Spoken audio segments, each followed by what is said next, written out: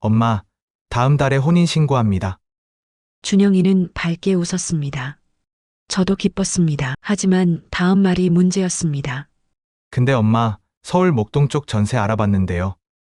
순간 제 손이 멈췄습니다. 행주를 쥔 채 아들을 바라봤습니다. 준영아, 엄마가 가진 돈은 5천만 원이야. 아빠 수술비 대출 다 갚고 남은 게 이게 다다. 아들의 표정이 식었습니다. 창밖을 보던 그의 시선이 날카로워졌습니다. 엄마, 소희 부모님은 가전제품이랑 혼수 다 준비하신대요. 근데 저희 집은 전세 보증금도 못 보태주는 거예요? 가슴이 철렁했습니다. 21살 남편이 쓰러진 이후로 저는 일을 멈춘 적이 없었습니다. 겨울엔 동상으로 손마디가 부었습니다. 엄마가 미안하다.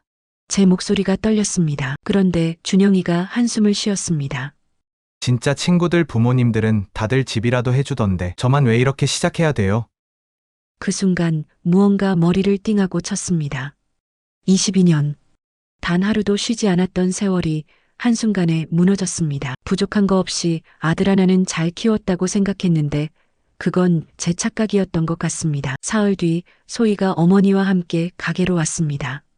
정장 차림의 소희 어머니는 가게 안을 훑어보더니 입을 열었습니다. 어머님, 요즘 시대가 어떤 시대인데 신혼집 준비도 없이 결혼시키시려고요? 저희 딸이 무슨 죄가 있나요?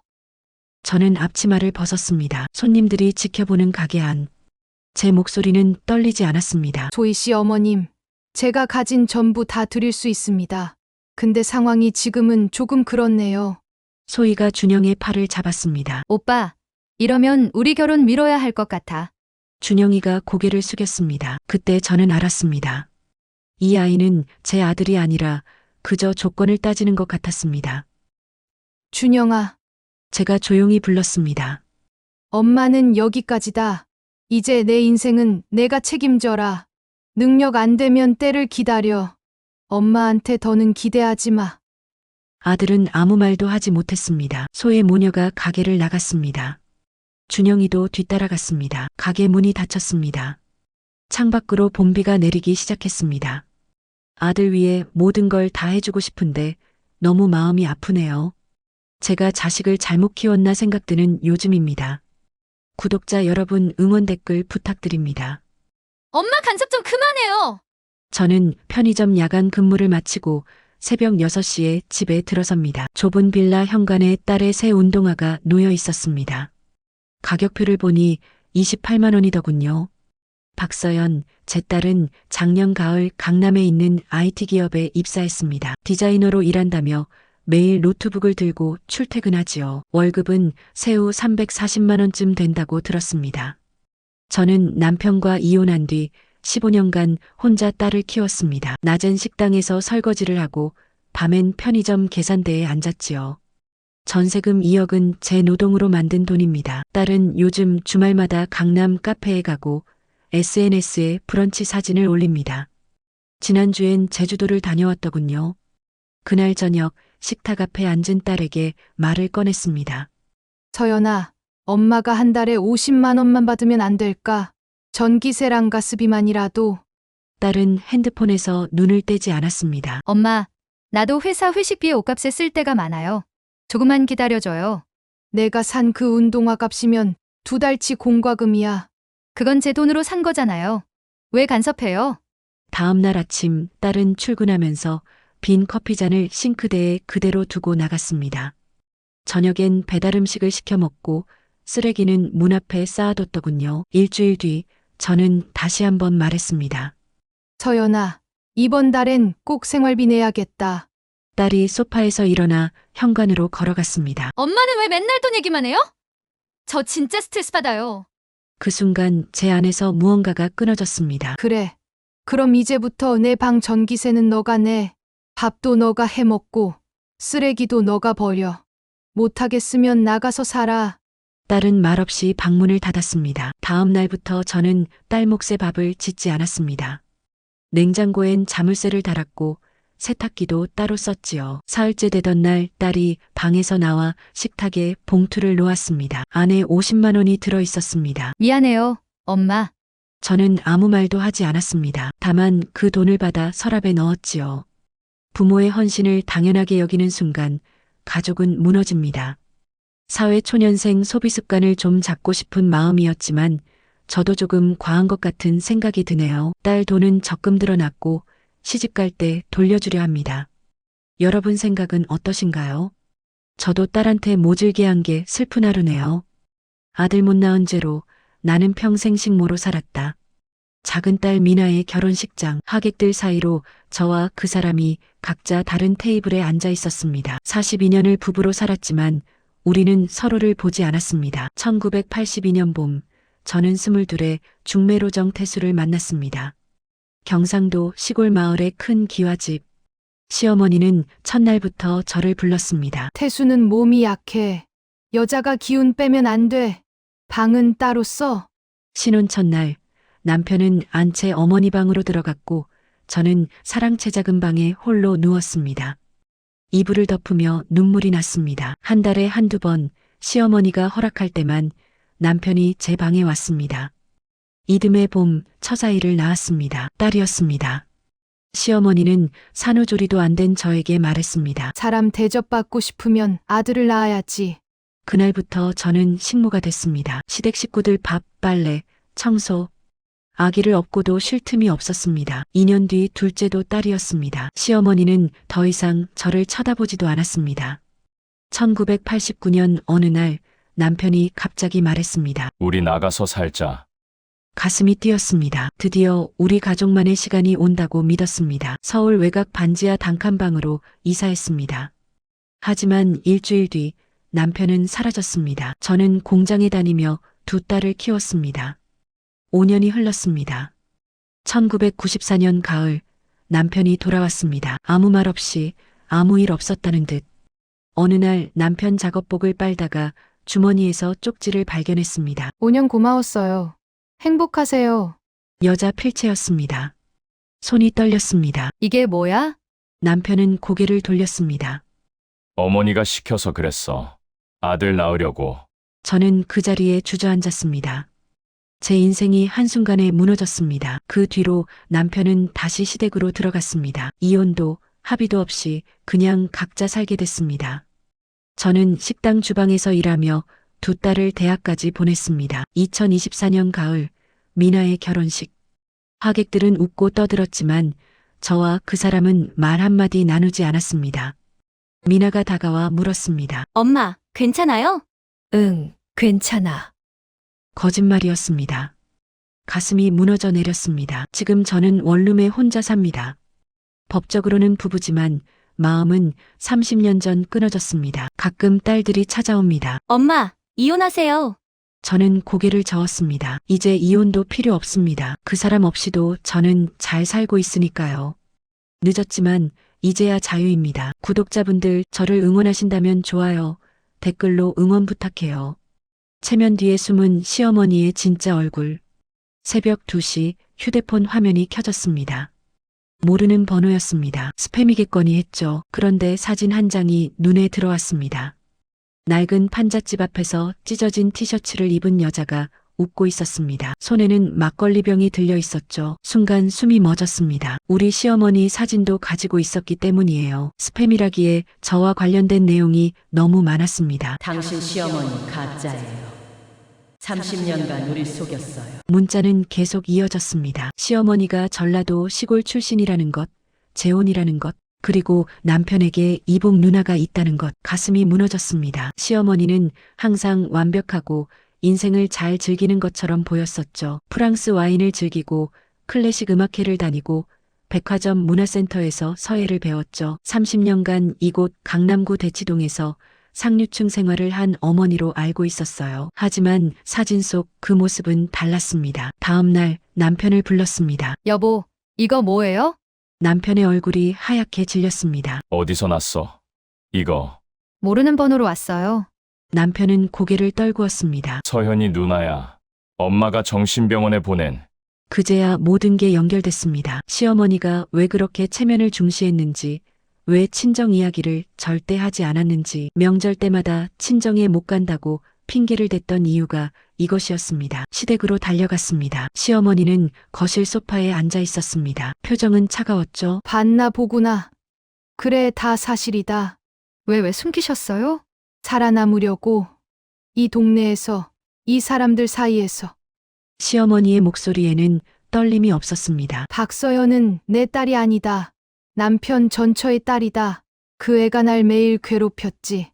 매일매일 쓰레기 같은 계모라고. 그래도 병원에 보내는 건 안 그랬으면 우리 가족이 이미 깨졌을 거야. 집으로 돌아오는 길, 남편은 한마디도 하지 않았습니다. 그날 이후 우리 집은 조용해졌습니다. 너무 조용해서 무서울 정도로 완벽해 보이던 모든 것이 무너졌습니다.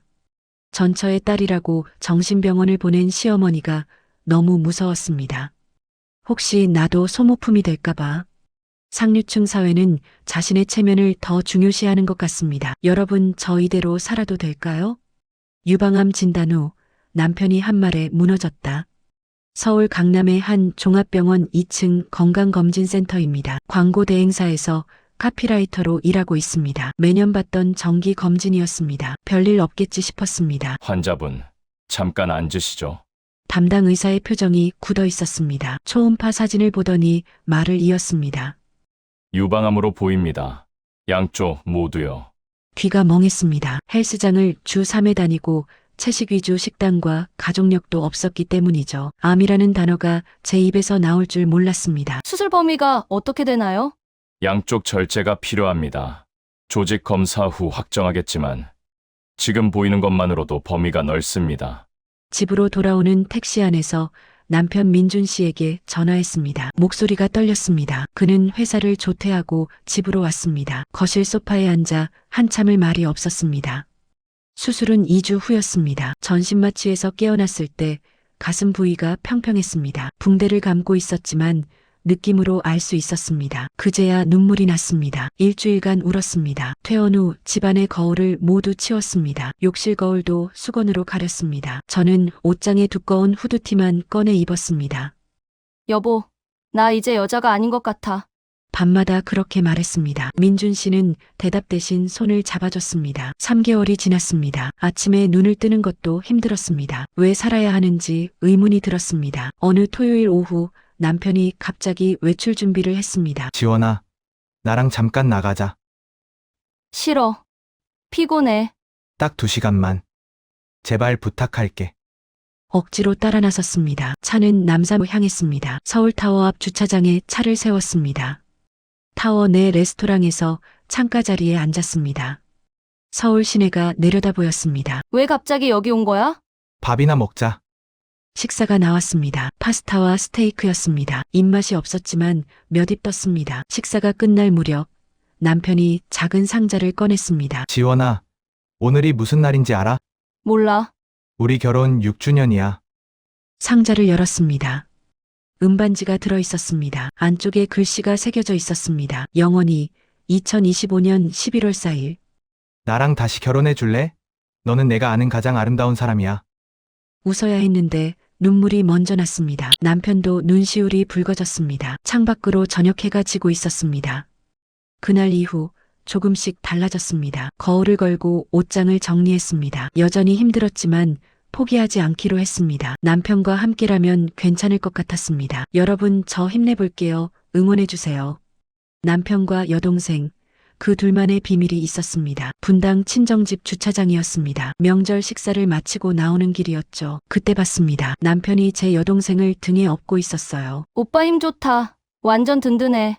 여동생의 목소리가 들렸습니다. 손에 들고 있던 핸드폰이 떨어질 뻔했죠. 저는 결혼 6년 차 초등학교 교사입니다. 남편 민우는 IT 기업 팀장이고요. 5살 딸 서연이와 평범하게 살고 있었습니다. 제겐 4살 아래 여동생 지은이가 있습니다. 결혼 초반엔 셋이서 자주 만났어요. 홍대 맛집 투어도 하고 한강 자전거도 탔죠. 남편과 여동생은 취향이 비슷했습니다. 둘 다 마블 영화 좋아하고 매운 음식 즐기고 역시 우리 처남은 센스 있어.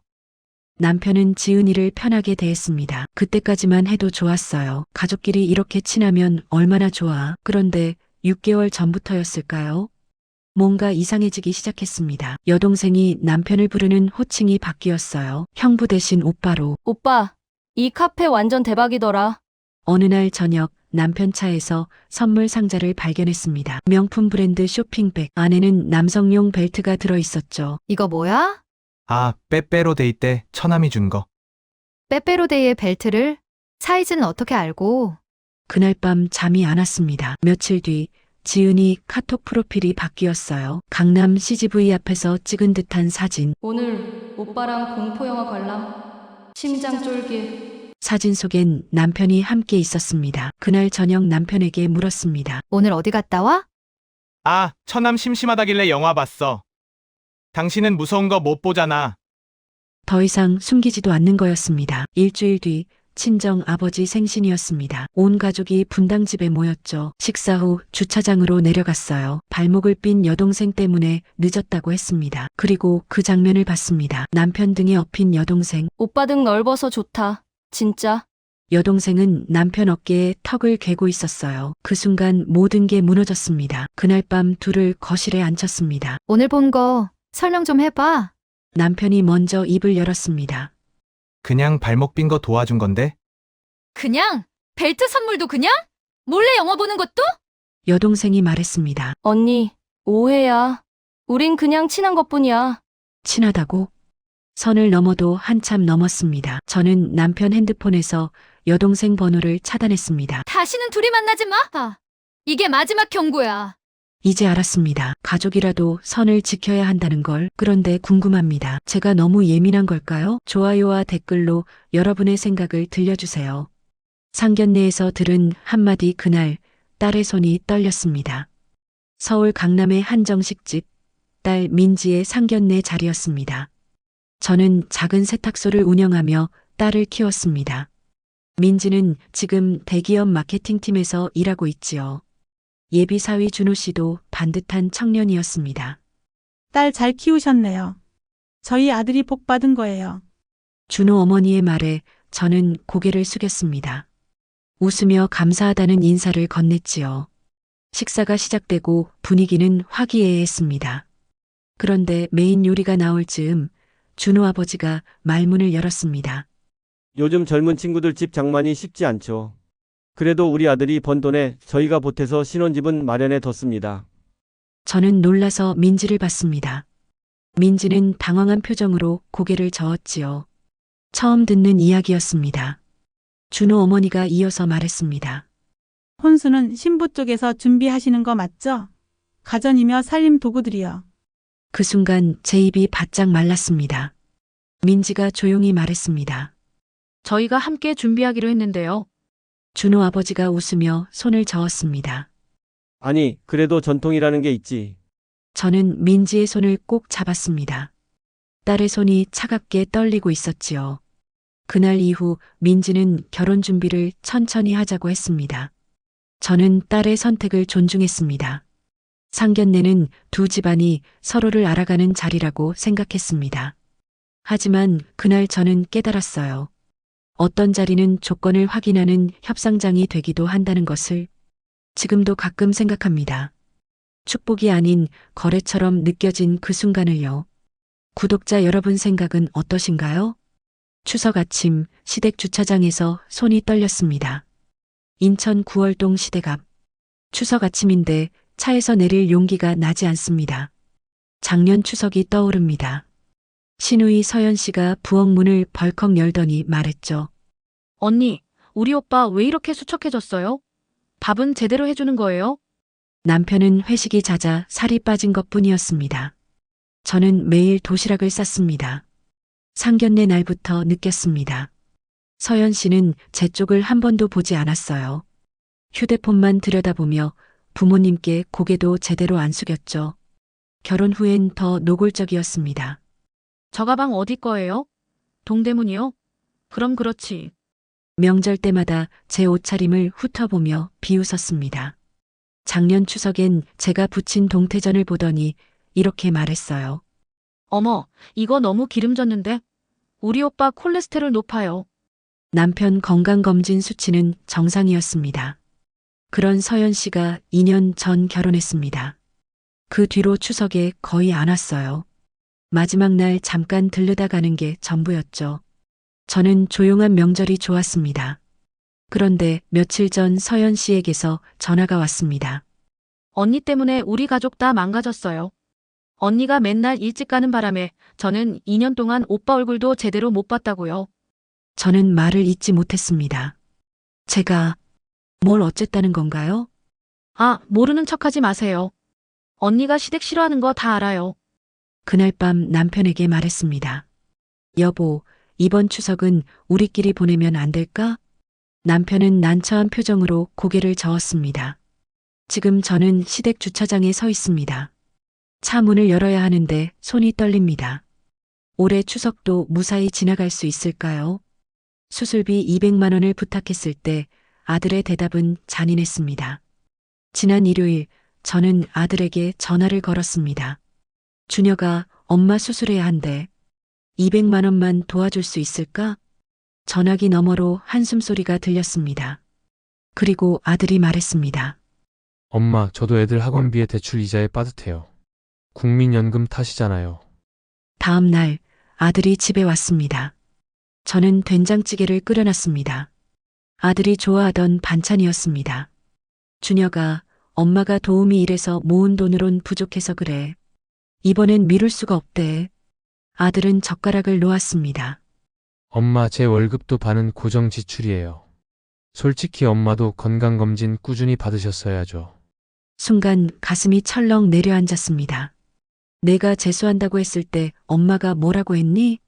고시원 월세 3년 동안 꼬박꼬박 보냈잖니. 취업 정장 사준다고 백화점까지 같이 갔었어. 한 번도 그만두라고 안 했어. 아들은 핸드폰을 꺼냈습니다. 그건 엄마 선택이잖아요. 저는 강요한 적 없는데요. 찌개에서 김이 피어올랐습니다. 아들은 시계를 봤습니다. 엄마, 저도 제 가정 지켜야 해요. 이해해 주세요. 현관문이 닫혔습니다. 식탁 위엔 식어가는 찌개만 남았습니다. 저는 창문을 열었습니다. 아들의 차가 주차장을 빠져나갔습니다. 핸드폰 화면에 저금리 대출 문자가 왔습니다. 저는 천천히 그릇을 치웠습니다. 제가 사랑이 부족했던 걸까요? 남편의 장례식장, 낯선 임신부가 앉아 있었다. 작년 가을, 저는 남편과 이혼 조정을 신청했습니다. 3년간의 불륜 증거를 모았습니다.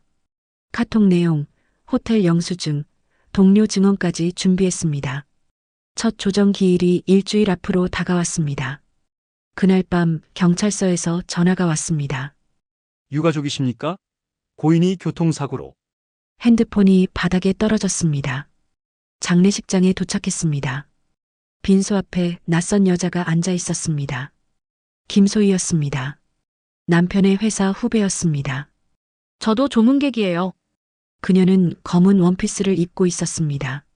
배가 불러 있었습니다. 사흘 후 보험사에서 연락이 왔습니다. 수익자 변경 신청건이 있는데요. 확인 부탁드립니다. 서류를 받아봤습니다. 3억 원짜리 사망보험금 수익자가 김소희로 변경돼 있었습니다. 변경 날짜는 6개월 전이었습니다. 이건 무효입니다. 법적으로 대응하겠습니다. 변호사를 찾아갔습니다. 변호사가 고개를 저었습니다. 배우자 동의 없이 변경했다면 다툴 여지가 있습니다. 하지만 시간이 걸립니다. 한 달 후 김소희가 연락을 해왔습니다. 언니, 제가 아기 낳으면 양육비 필요해요. 보험금 반반씩 나눠요. 손이 떨렸습니다. 당신이 무슨 자격으로? 저도 피해자예요. 오빠가 이혼한다고 했거든요. 전화를 끊었습니다. 아이들은 아빠 사진을 보며 울었습니다. 딸이 물었습니다. 엄마, 아빠가 우리 버린 거야? 대답할 수 없었습니다. 며칠 전 법원에서 1차 신문이 있었습니다. 김소희는 변호사와 함께 왔습니다. 배가 더 불러 있었습니다. 고인과 2년간 동거했습니다. 사실혼 관계입니다. 재판장이 서류를 넘겼습니다. 증거 제출하십시오. 김소희가 사진을 꺼냈습니다. 남편과 함께 찍은 여행 사진들이었습니다. 복도에서 김소희와 마주쳤습니다. 언니 힘내세요. 우리 둘 다 피해자잖아요. 그녀는 웃으며 지나갔습니다. 다음 재판은 2달 후입니다. 여러분의 좋은 의견을 댓글로 알려주세요. 출산 후 시댁에서 지내다 결국 짐 싸나왔습니다. 출산 후 일주일째 저는 산후조리원 대신 시댁에 있었습니다. 시어머니가 고집하셨거든요. 요즘 애들은 돈 쓰는 것만 알아. 집에서 미역국 끓여주면 되지. 2번 클릭하면 이야기가 계속됩니다. 하루 세끼 미역국과 잉어탕이 식탁에 올랐습니다. 저는 입덧처럼 속이 메스꺼웠지만 참았습니다. 어느 날 제 핸드폰에서 산후조리원 상담 기록을 발견하신 시어머니는 크게 화를 내셨습니다. 내가 이렇게 정성껏 돌봐주는데 그게 불만이야? 그날 밤 저는 화장실 바닥에 주저앉아 한참을 울었습니다. 아무리 잘해주셔도 눈치가 많이 보이는 게 사실이거든요. 거울 속 제 얼굴은 낯설었습니다. 다음 날 친정 어머니가 반찬을 가져오셨습니다. 시어머니는 현관문도 제대로 열어드리지 않으셨습니다. 사돈댁 음식은 산모한테 안 맞아요. 저희가 다 챙기고 있으니까 걱정 마세요. 어머니는 아무 말 없이 돌아가셨습니다. 그 뒷모습을 보며 저는 가슴이 찢어지는 것 같았습니다. 어머니는 신세를 지고 있다는 생각에 아무 말 없으신 것 같았습니다. 주말에 남편이 회식이 있다며 집을 비웠습니다. 저는 혼자 아이를 돌보다 손목이 너무 아파 친정에 전화했습니다. 엄마, 잠깐만 와줄 수 있어? 1시간 뒤 시어머니에게서 전화가 왔습니다. 지수 씨 친정에서 왔다며? 우리가 부족해서 그래요? 저는 더 이상 말할 힘이 없었습니다. 그날 밤 남편에게 말했습니다. 나 힘들어.